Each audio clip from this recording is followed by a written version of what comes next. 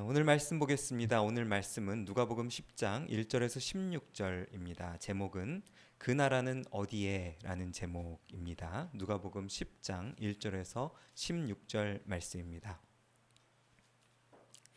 네, 다 찾으신 줄 알고 주의 말씀 함께 읽으면 좋겠습니다. 함께 읽겠습니다. 그 후에 주께서 따로 70인을 세우사 친히 가시려는 각 동네와 각 지역으로 둘씩 앞서 보내시며 이르시되 추수할 것은 많되 일꾼이 적으니 그러므로 추수하는 주인에게 청하여 추수할 일꾼들을 보내주소서 하라. 갈지어다 내가 너희를 보냄이 어린 양을 이리 가운데로 보냄과 같도다. 전대나 배낭이나 신발을 가지지 말며 길에서 아무에게도 문안하지 말며 어느 집에 들어가든지 먼저 말하되 이 집이 평안할지어다 하라. 만일 평안을 받을 사람이 거기 있으면 너희의 평안이 그에게 머물 것이요 그렇지 않으면 너희에게로 돌아오리라. 그 집에 유하며 주는 것을 먹고 마시라. 일꾼이 그 싹을 받는 것이 마땅하니라. 이 집에서 저 집으로 옮기지 말라. 어느 동네에 들어가든지 너희를 영접하거든 너희 앞에 차려놓은 것을 먹고 거기 있는 병자들을 고치고 또 말하기를 하나님의 나라가 너희에게 가까이 왔다 하라.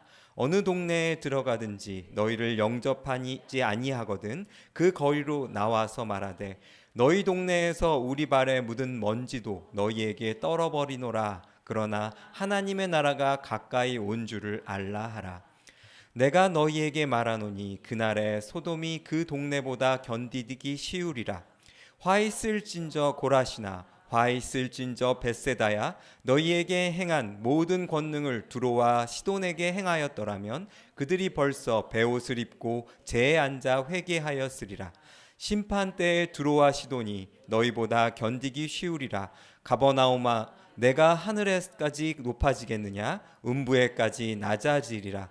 너희 말을 듣는 자는 곧 내 말을 듣는 것이요 너희를 저버리는 자는 곧 나를 저버리는 것이요 나를 저버리는 자는 나 보내신 이를 저버리는 것이라 하시니라. 아멘. 네, 반갑습니다. 지난주에 우리 온 세대 예배를 드리면서 예배 참석을 자제해 주시고 온라인으로 하신 분들 이렇게 함께 또 와주셔서 감사합니다. 지난주에 우리 온 세대 예배 그리고 달란트 잔치는 작은 천국이 임한 것 같은 느낌이었습니다. 아이들이 얼마나 행복하고 정말 좋아했는지 여러분들 함께 보셨으면 참 좋았을 건데 예배만 중계가 돼서 좀 아쉬웠습니다. 그렇지만 오늘은 또 그 하나님 나라에 대해서 말씀을 나눌 때 동일한 기쁨과 은혜가 여러분들에게 임하기를 축복합니다. 오늘부터 다시 누가복음 시리즈, 즉 누가복음 속 하나님 나라 시리즈를 다시 시작하도록 하겠습니다. 어느덧 누가복음 속 하나님 나라 11차에 도달했어요.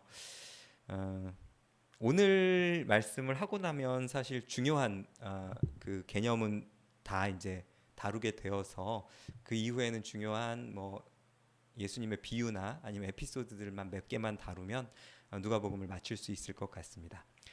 우리는 그동안 누가복음의 배경과 예수님이 태어나시고 사역하시고 하늘로 오르신 시대적 상황을 시작으로 예수님께서 전하기 원하셨던 하나님 나라의 복음이 무엇인지, 그 나라의 백성들이 누구였는지, 또 평지에서 전하신 그 나라의 법이 어떠한 것이었는지에 대해서 함께 나누었습니다. 또 예수님께서 하나님 나라의 복음을 전하러 왔다고 말씀하실 때 당시에 말씀을 듣는 사람들이 이 말씀을 어떻게 들었는지에 대해 복음이라는 단어가 다른 나라와 전쟁에서 승리한 소식 그리고 새로 왕이 취임했을 때 사용되었던 단어라는 것을 말씀을 드렸던 것을 기억할 것입니다. 그래서 하나님 9장 2절 하나님 나라를 전파하시며 앓는 자를 고치게 하려고 내보내시며 라는 말이 오늘 있는데요. 즉 제자들 70명의 제자들에게 임무를 주시는 건데 그 임무가 뭐였습니까? 하나님 나라를 전파하고 병 있는 사람을 고치기 위해서. 근데 앞선에 나왔던 예수님께서 내가 왜 왔다라고 얘기하시는 것과 정확히 똑같습니다. 병든 자를 고치시고 하나님 나라를 전하기 위해서 오셨는데 그 제자들을 그렇게 보내신 사건이죠. 그리고 앞부분에 또 우리가 주목해 봐야 될 부분이 있는데 예수님이 직접 가시렸던 동네에 제자들을 보내셨다는 거예요. 그러니까 예수님이 제자들을 보내신 것이 임시로 그냥 대충 보낸 것이 아니라 자기 대신 보내셨다는 사실이죠. 오늘은 하나님 나라의 이야기 중에서 어떠한 것을 할 차례냐면요. 그동안 말씀을 전하면서 우리가 중학교 때 배웠던 국가의 3요소 제가 여러 번 반복했죠. 국민, 주권, 영토.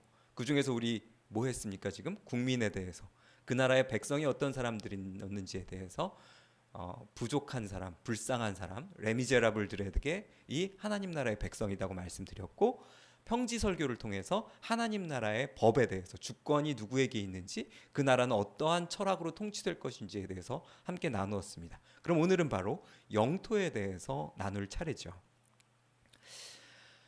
근데 이 하나님 나라의 양토를 이제 누가복음은 뭐라고 하는지를 한번 살펴볼 건데요. 예수님께서는 가시는 곳마다 하나님 나라의 복음을 전하셨다라고 누가복음은 얘기하고 있어요. 예수님께서 가는 곳마다 병을 고치시고 그들에게 뭐라고 얘기하셨을까요? 바로 하나님 나라가 너희에게 가까이 왔다라고 가르칩니다. 한동안 엄청나게 유행을 끌었던 미드 중에 그 왕좌의 게임이라는 게임 그 드라마가 있습니다. 원래는 소설인데 거기에 자주 나오는 구호 하나가 있어요. 그게 뭐냐면 Winter is coming. 겨울이 오고 있다는 거예요. 그 영화 드라마의 세계관은 뭐냐면은 겨울이 언제 올지 모르는데 겨울이 한 번 오면 몇 년 동안 계속 와요. 그래서 그걸 대비하지 않으면 대비 안 한 사람은 다 얼어 죽는 거예요. 그런 세계관이거든요. 근데 저는 그 드라마를 보면서 마치 천국과 같다. 물론 우리는 좋은 하나님 나라를 기다리지만 그 나라가 언제 올지 모르는데 중요한 건 뭡니까? Kingdom is coming. 하나님의 나라가 오고 있다는 거예요. 누구에게? 우리에게 오고 있다는 겁니다. 예수님의 가르침이 바로 이것이었습니다. 하나님 나라가 가까이 왔다는 거죠. 만약 우리가 예루살렘을 중심으로 하는 이스라엘의 역사를 의식하면서 로마 시대의 헤롯 안티파스 치세 아래에 있었던 갈릴리에 살고 있다고 우리가 한번 상상해 봅시다. 그렇다면 하나님 나라가 너희에게 가까이 왔다라는 이 문장이 그들에게는 어떻게 다가왔을까? 우리가 그 당시를 살았다면 우리는 어떻게 이 문장을 이해했을까를 한번 살펴봐야 될 것 같습니다. 그 당시 예수님을 둘러싸고 있던 사람들은 이 말씀을 들으면서 어떻게 받아들였을까요?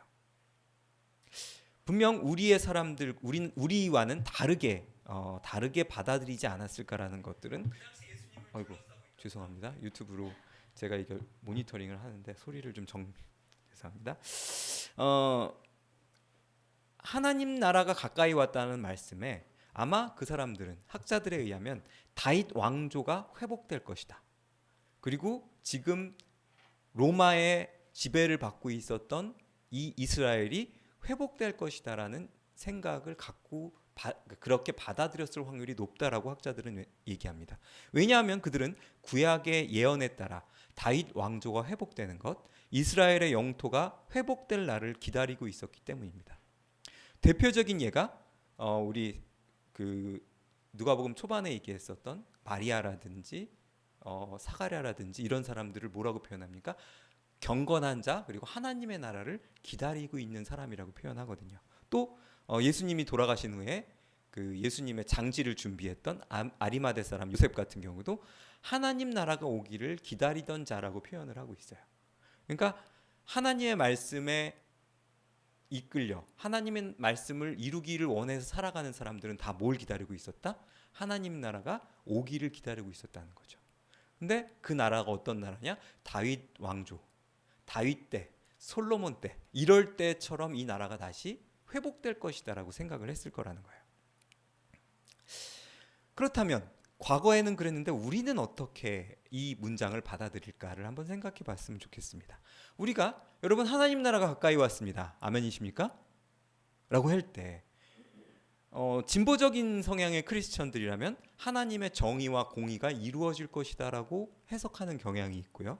전통적인 신앙을 가지신 분들은 구원이 완성될 것이다라고 받아들이는 경우가 있다는 거죠. 그러니까 우리가 지금 하나님의 나라, 우리 이렇게 뭐라고 부르죠? 하나님 나라라고 부르지만 또 뭐라고 다른 말로 뭐가 있습니까? 천국이 있죠. 아니면 성경에서도 그렇게 표현되죠. heaven, kingdom of heaven 아니면 kingdom of sky 이런 식으로 표현이 되는데 그러다 보니까 그걸 한문으로 번역하면 뭡니까? 천국이죠. 근데 의식적으로 누가복음에서는 천국이라든지 다른 단어를 쓰기보다는 하나님 나라라는 말을 쓰고 있어요. 근데 제가 영어로 뭐라고 그랬습니까? 지금 킹덤이라고 그랬죠. 킹덤은 뭡니까? 왕이 통치하는 나라라는 거예요.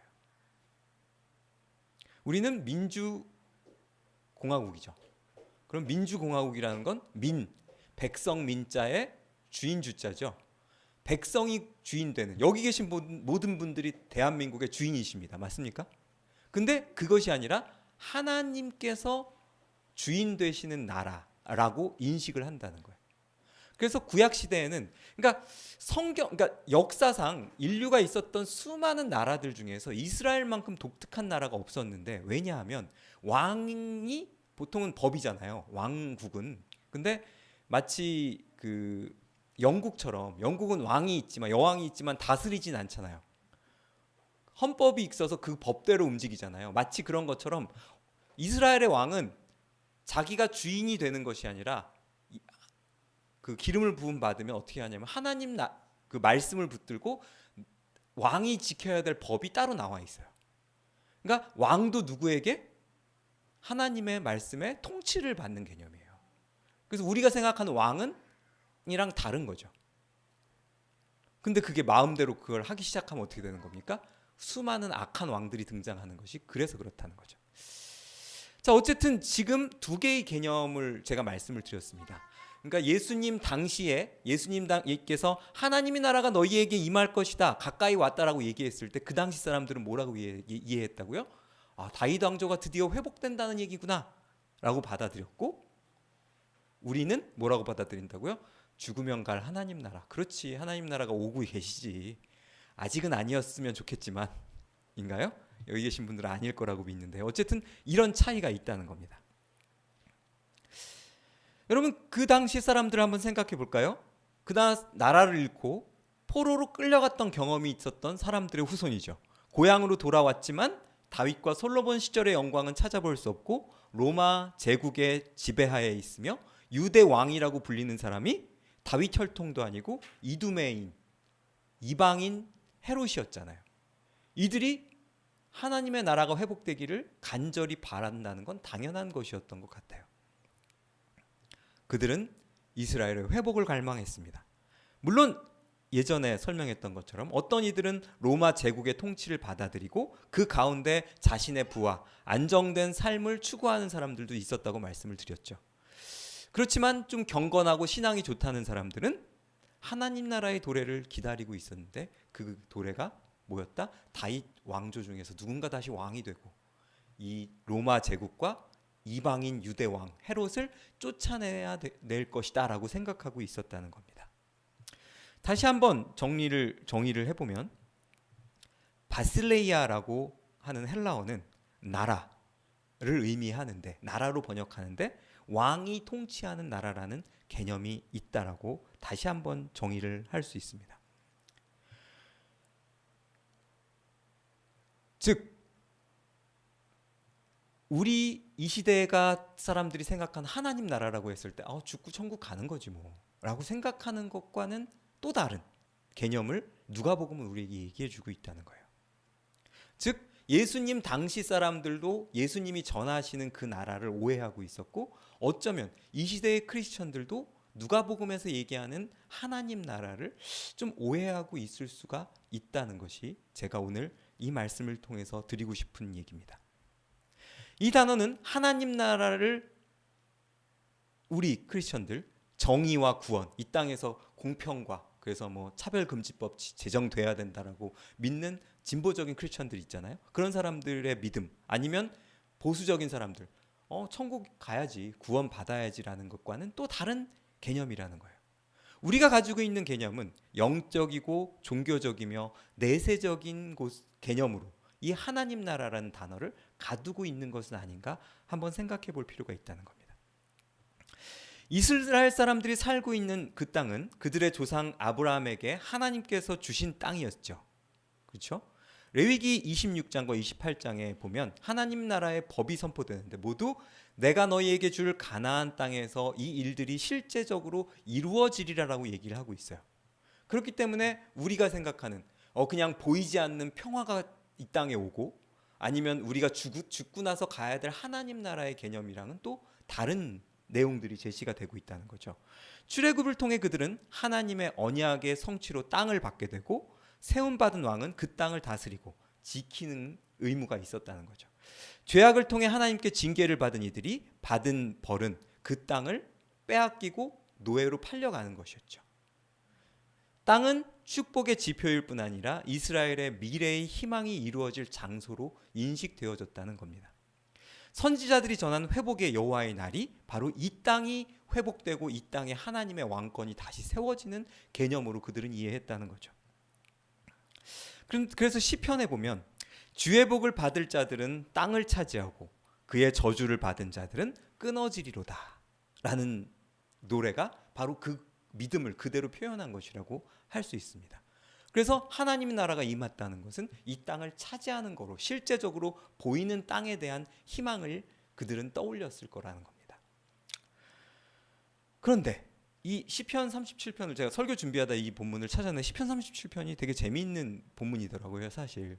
왜냐하면 평지 설교랑 좀 비슷한 부분이 있습니다. 예를 들면 37장 시편 37편 11절과 누가복음 6장 20절과 21절의 개념이 비슷해요.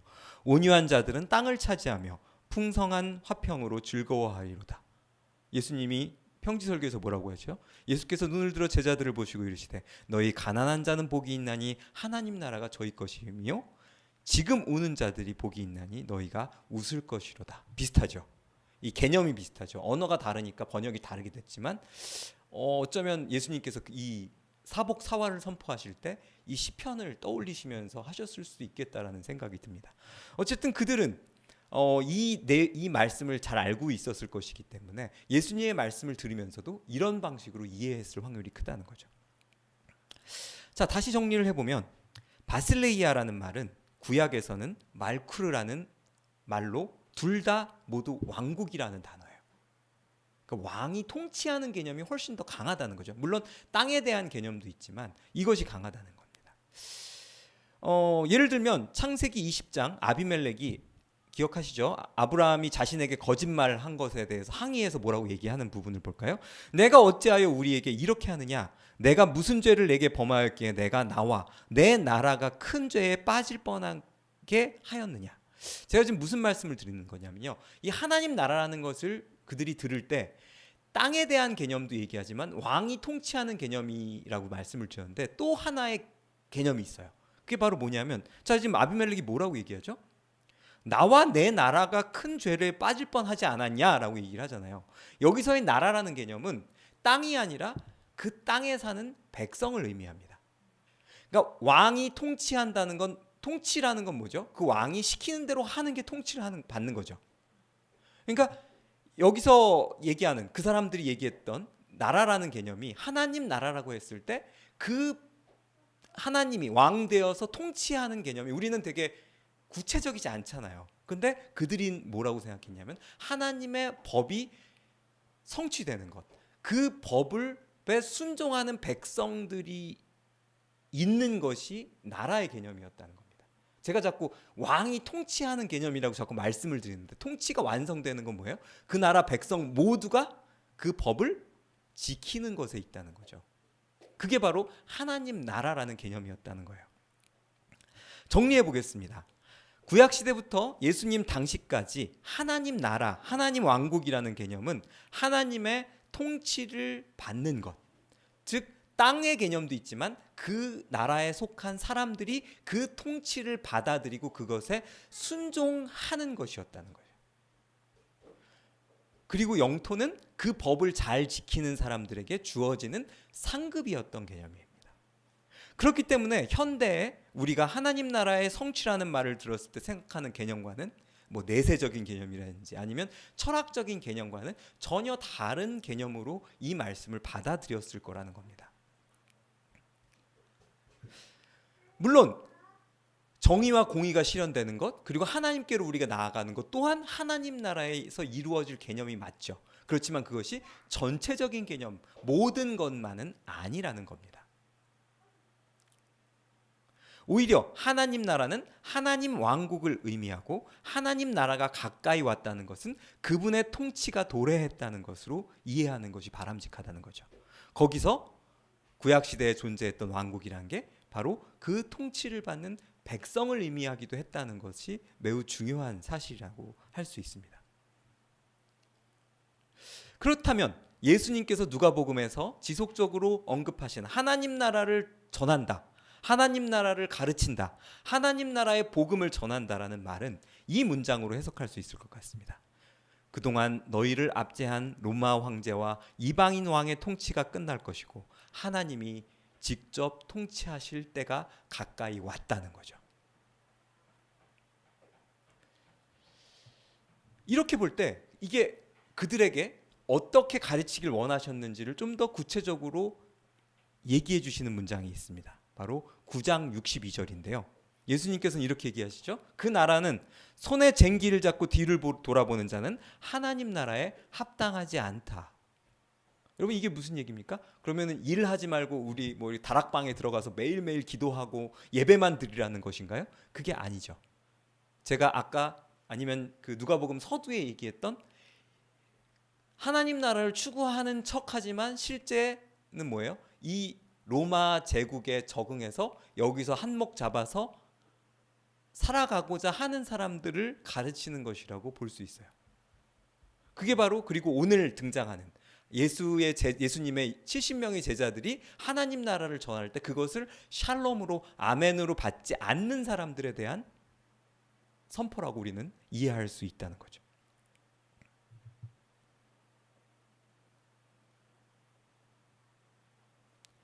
그랬기 때문에 예수님께서 오늘 본문에 70인 제자들을 각 동네에 각 지역에 보내시며 이렇게 얘기를 하시는 겁니다.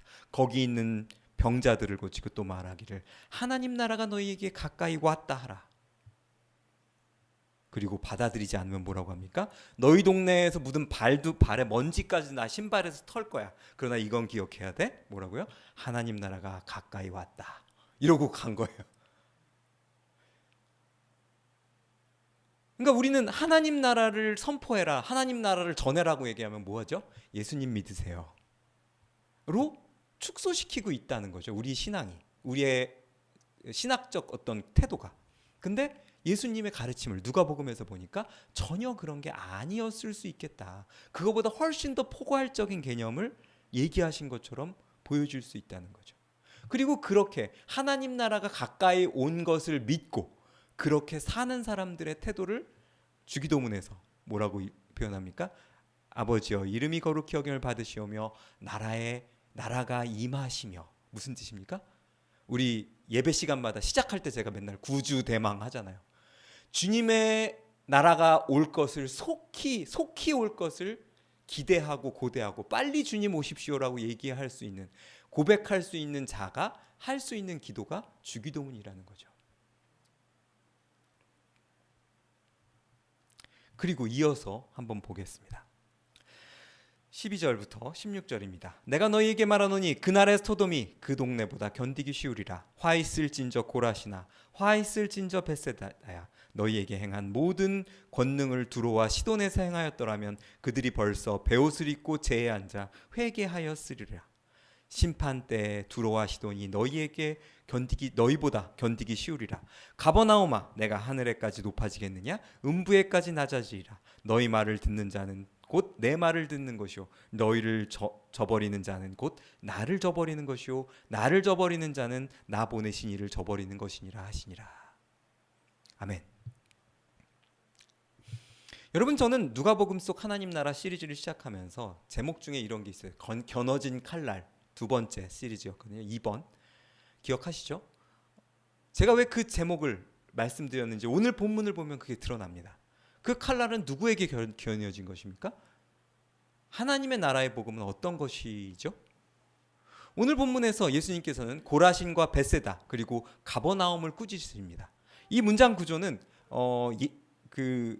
마치 그 에스겔 28장에 그 두로와 시돈의 멸망을 예언하는 내용과 매우 단어적으로 흡사한데요.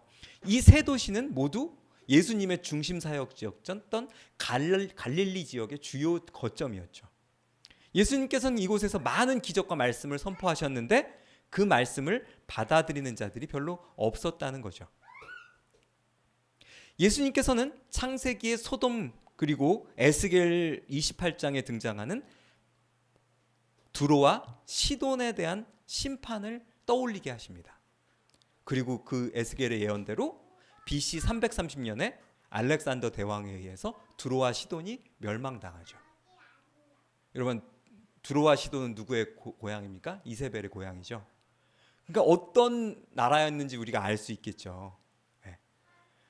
그러니까 교만하고 그 두로가 섬인데요. 아무도 자기를 공격할 수 없을 거라고 믿었어요. 섬이니까. 그리고 이 페니키아라는 나라가 해군이 엄청나게 발달했거든요. 그래서 알렉산더 대왕이 배 타고 오면 내가 물리칠 수 있어라고 생각하고 있었는데 알렉산더 대왕이 어떻게 이 섬을 멸망시킵니까? 길을 만들어 버렸어요.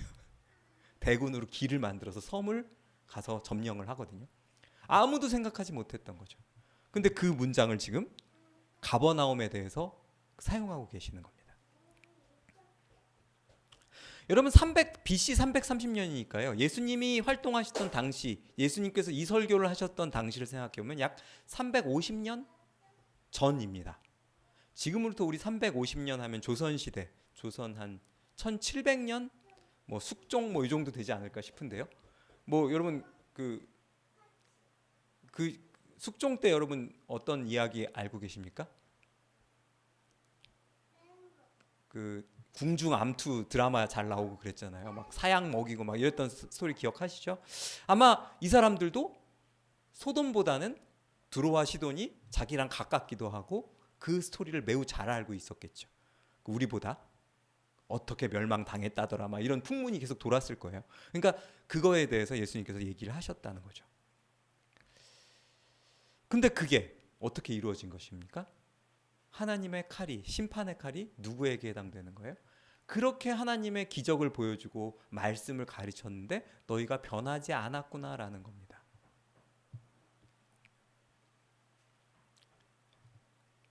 바로 칼이 어디에 와 있다? 너희 목 앞에 와 있다는 것을 선포했다는 겁니다. 하나님 나라가 가까이 왔다는 사실을 기억하십시오 하고 떠난 거죠. 이해가 되십니까? 바로 이 본문을 통해서 우리가 예수님께서 우리에게 원하신 것이 무엇이었는지를 조금씩 구체적으로 떠올릴 수 있게 된 것 같습니다. 그리고 이 하나님의 통치라는 개념은 시편에 되게 자주 등장하는 본문이기도 한데요. 그 중에서 시편 47편을 제가 한번 갖고 왔는데 우리 한번 읽어봤으면 좋겠습니다. 제가 따옴표 아니면 두꺼운 글씨로 된 부분을 좀 주의 깊게 보면서 한번 보시면 좋겠습니다. 너희 만민아 손바닥을 치고 즐거운 소리로 하나님께 외칠지어다. 지존하신 여호와는 두려우시고 온 땅의 큰 왕이 되심이로다. 여호와께서 만민을 우리에게 나라들을 우리 발 아래 복종하게 하시며 우리를 위하여 기업을 택하시나니 곧 사랑하신 야곱의 영화로다. 하나님이여 즐거운 함성 중에 올라가시도다. 하나님께서 찬송하라 하나님을 찬송하라 찬송하라 우리 왕을 찬송하라 하나님은 온 땅의 왕이심이라. 지혜의 시로 찬송할지어다. 하나님이 뭇 백성을 다스리시며 하나님이 그의 거룩한 보좌에 앉으셨도다. 문 나라의 고관들이 모이며 하나님의 백성 아브라함의 하나님의 백성이 되도다. 세상의 모든 방패는 하나님의 것이며 그의 높임을 받으시로다.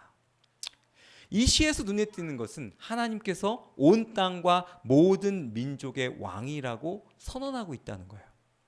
우리의 신앙 고백으로는 당연한 것이지만 우리는 때로 하나님을 믿는 것이 영적인 문제 혹은 보이지 않는 문제에만 해당된다라고 생각하고 있는 것은 아닌가라고 좀 고민해 볼 필요가 있는 지점입니다. 저는 오늘 서두에서 하나님 나라의 영토에 대해서 한번 알아보자고 했는데 사실 땅 얘기는 거의 하지 않았습니다. 땅이 뭐다? 보상으로 주어지는 것이다라는 얘기만 했을 뿐이죠. 하지만 이야기를 진행하면서 이 하나님 나라가 온다는 개념이 무엇인지 그리고 하나님 나라의 영토라는 것이 우리의 생각과는 좀 다르다는 결론에 도달하게 되었습니다. 바로 하나님 나라는 하나님의 백성을 의미하는 것이고, 하나님의 백성됨이란 하나님의 통치에 순종하는 것, 하나님의 통치를 고대하는 것이 바로 하나님의 통치를 받는 것이라는 것이죠. 누가복음 17장에 보면 어떤 바리새인이 예수님께 찾아와 하나님의 나라가 도대체 언제 오는 겁니까? 라는 질문을 하는 장면이 있습니다. 그 본문을 보면요, 이렇습니다. 바리새인들이 하나님의 나라가 어느 때에 임하나이까 묻거늘 예수께서 대답하여 이르시되 하나님의 나라는 볼 수 있게 임하는 것이 아니요 또 여기 있다 저기 있다고도 못하리니 하나님의 나라는 너희 안에 있느니라 라고 말씀하십니다. 자, 여기서 주의해서 보아야 될 부분이 뭐냐면, 그 당시 사람들은 하나님의 나라가 온다는 것이 어떻게 온다고 믿고 있었다고요? 보이게 온다. 땅을 차지하고 땅을 이 우리 민족이 가지는 것으로 보고 있다는 거죠. 그 안에서 바리새인의 질문에 대해서 예수님께서 뭐라고 대답했습니까? 하나님의 나라는 볼 수 있는 것이 아니다라고 대답하실 수밖에 없었죠. 이해가 되십니까? 그들이 잘못 알고 있는 것을 교정하기 위해서 그렇게 얘기하셨다는 거죠. 여기 있다 저기 있다고 또 하는 것이 아니고 하나님 나라는 너희 안에 있다. 제가 예전에 어떤 그 상담하시는 분을 만났는데, 기독교 상담하시는 분 봤는데, 이것이 뭐냐면은 이거를 그런 식으로 해석했어요. 하나님의 나라가, 여러분 그거 있잖아요. 우리 쿵푸 헛을 보면 inner peace 뭡니까? 이 평안이 내 안에 임하는 것, 이런 식으로 이걸 해석을 하셨어요. 그때는 그게 잘못된 줄 몰랐는데 지금 와서 보니까 그게 좀 잘못된 해석이더라고요. 왜냐하면, 죄송합니다, 헬라어를 보여드릴 수밖에 없는데, 예, 이렇게 돼 있는데 제가 단어 다 써놨죠. 그 하나님의 왕국은 너희 안에 임한다라고 볼 수 있는데, 너희들입니다. 복수, 복수예요. 그리고 너희 안에, 특히 이 엔토스라는 단어는 안이라는 의미도 있지만 여러 개의 개념이 갖고 있는데, 그 중에서 어몽이라는 개념을 갖고 있어요. 우리 아이들 한참 요즘은 좀 안 하는 것 같은데, 어몽어스가 뭐죠? 우리 안에, 우리 사이에 뭐가 있다는 거예요? 마피아가 있다는 거죠. 네. 이런 개념이라는 겁니다. 그래서 다시 한번 볼게요. 하나님의 왕국은 너희들 사이에 있어 라고 해석을 할 수 있다는 거예요. 여러분, 너희 안에 있어 이렇게 얘기하면 네 엄마는 돌아가신 게 아니야, 영원히 너의 마음 가운데 살아계실 거야, 이런 개념이 아니라는 겁니다.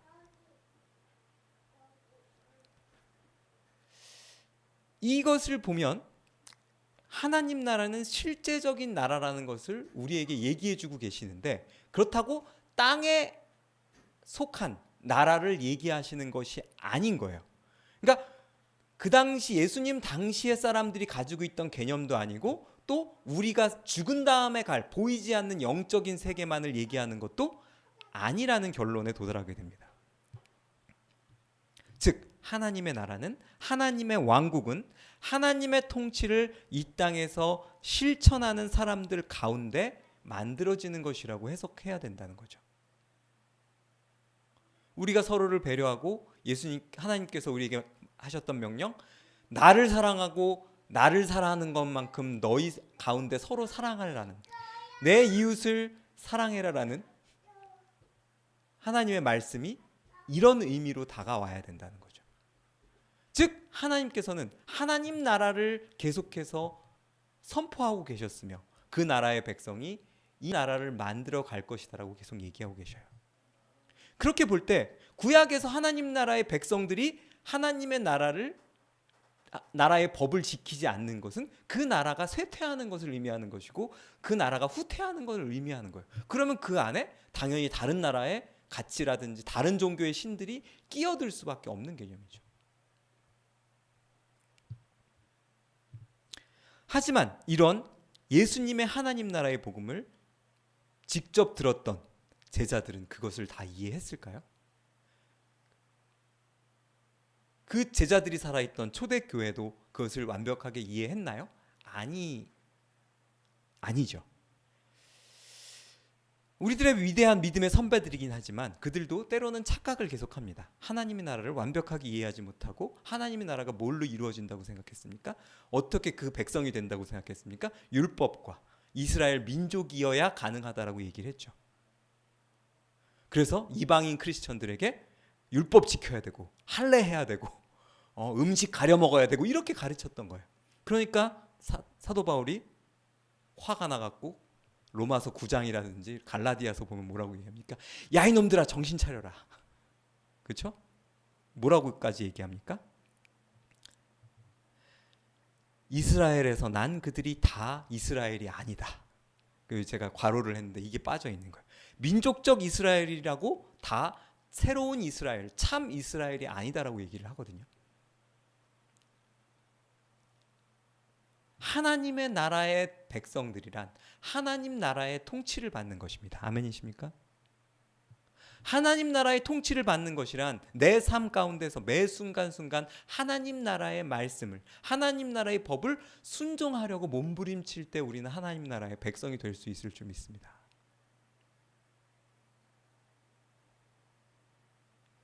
요즘도 그런지 모르겠습니다만 범죄를 저질렀다고 바로 벌금을 내든지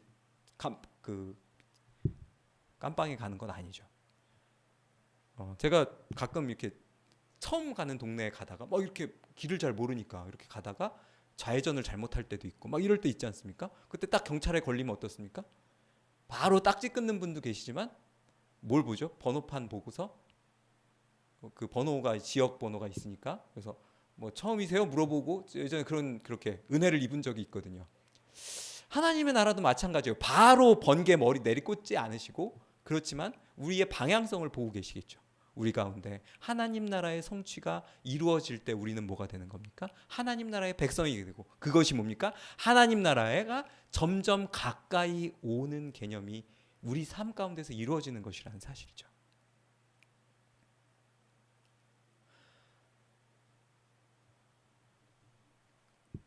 우리는 교회에 다니면서도 하나님 나라라는 얘기를 들을 때 자꾸 뭐라고 번역해요? 천국, 하늘나라. 오늘 찬양도 그거였죠. 그 어디나 하늘나라. 근데 사실 그래서 이 설교를 준비하면서 그 찬양을 뽑은 다음에 자꾸 내 마음속에서 하나님 나라로 고치고 싶은 거예요. 그 어디나 하늘나라가 아니라 그 어디나 하나님 나라, 하나님 왕국 이렇게 고치고 싶은 겁니다. 왜? 우리가 자꾸 저도 하늘나라 하고 천국 하면 자꾸 내세적인 개념을 생각하니까. 그렇지만 예수님이 최소한 누가복음에서만큼은 누가는 예수님의 가르침을 그렇게 정리를 한 겁니다. 하나님 나라가 그리고 뭐라고 얘기합니까? 어린아이와 같지 않으면 하나님 나라를 들어갈 수 없다. 여러분 어린이는 뭡니까? 우리 어린이 갑자기 없어졌네요.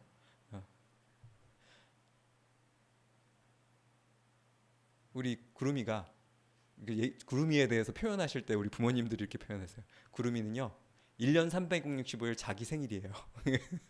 얼마나 행복해요. 예를 들어 제가 지금 가서 구름이한테 구름아 오늘 네 생일이야 박 축하해 막 이러면은 진짜 그러고 되게 좋아할걸요. 하나님께서 이렇게 말씀하시고 예수님이 그렇게 가르치시고 이렇게 살아야 된다고 할 때 어린아이들은 아 그렇구나 진짜로 그렇구나라고 믿습니다. 아멘이십니까? 그리고 그렇게 살죠.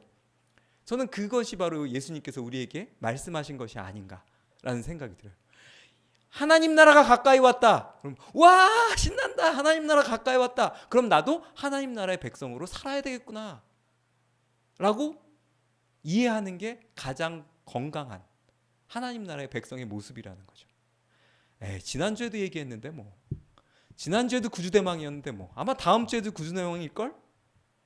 이렇게 되면 임박한 하나님 나라에 대한 간절함이 없게 되는 거죠. 무의식 중에 이스라엘 당시 사람들 중에 있었던 로마 제국의 대충 아직 아니겠지. 아직 아니야. 어제도 아니었고 엊그저께도 아니었고 오늘도 아닌데. 그러면서 하나님 나라의 임재가 우리를 통한 하나님 나라의 임재는 점점 멀어지게 될 것이라는 겁니다. 말씀을 마무리하겠습니다.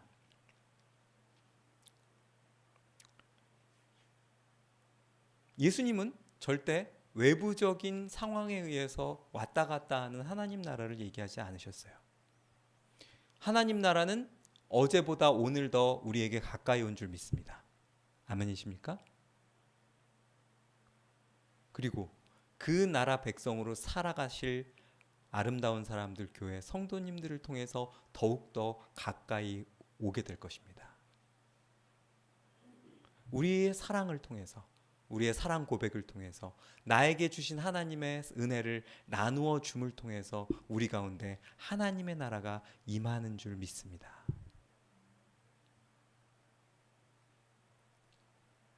각자 다양한 직업을 갖고 계실 거고 삶의 영역을 갖고 계실 겁니다. 응급 요원도 있고 선생님도 계시고 택배하시는 분도 계시고 상담하시는 분도 계시고 가정주부도 계시고 그렇습니다. 그렇지만 모두 동일하게 하나님 나라 백성인 줄 기억하셨으면 좋겠습니다. 하나님의 통치를 받아야 하는 사람들, 그 하나님의 통치를 이 땅에서 이루어야 하는 사람들, 우리 가운데 그 나라를 임재하게 해야 되는 책임이 우리들에게 있다는 사실을 기억하셨으면 좋겠습니다. 아이들을 만날 때 선생님들은 그 아이들을 진심으로 사랑하는 마음으로 나를 사랑하신 것처럼 그렇게 대하기를 축복합니다. 오시는 손님들에게 그들의 영혼을 살피고 내 영혼을 살피시는 하나님의 은혜 가운데 살아가고 있는 감격함으로 그들을 돌보는 여러분들이 되기를 축복합니다. 물건을 사러 오신 분들에게도 물건을 팔면서 하나님 나라를 전할 수는 없겠지만 하나님의 나라를 살아가는 백성들의 기쁨으로 그들을 맞이하시는 여러분들 되기를 축복합니다. 그렇다면 우리 가운데 하나님 나라는 이미 도래한 줄 믿습니다. 특히 우리 아름다운 사람들, 성도들 가운데 그 일들이 일어나면 좋겠습니다. 그것을 전하는 것이 사명입니다. 근데 그 사명이 뭐라고요? 하나님이 예수님을 보내시고 예수님이 자신 대신에 우리를 보냈다는 사실을 기억하는 여러분 되기를 마지막으로 당부드립니다. 기도하겠습니다. 하나님 감사합니다. 우리가 하나님 나라의 백성임을 다시 한번 상기하고 하나님의 통치가 어떠한 것인지 그리고 그 통치를 우리 가운데 이루어가는 것이 우리의 꿈임을 다시 한번 고백하는 예배를 드렸습니다. 하나님 나라의 소망이 우리 마음 가운데 불타오르게 하시고 그 왕국이 속히 오기를 고대하고 간구하게 하시고 그 나라의 백성으로 날마다 매 순간순간 살아가도록 몸부림치는 아름다운 사람들, 성도들 되게 하여 주시옵소서. 주님께서 우리에게 주시는 은혜를 늘 누리며 즐기며 나누며 살 수 있는 아름다운 사람들, 성도들 되기 원합니다. 엄혹한 코로나 시절에 그럼에도 불구하고 희망을 잃지 않고 그럼에도 부어주시는 주님의 은혜에 감격하여 살 수 있는 아인교회 성도들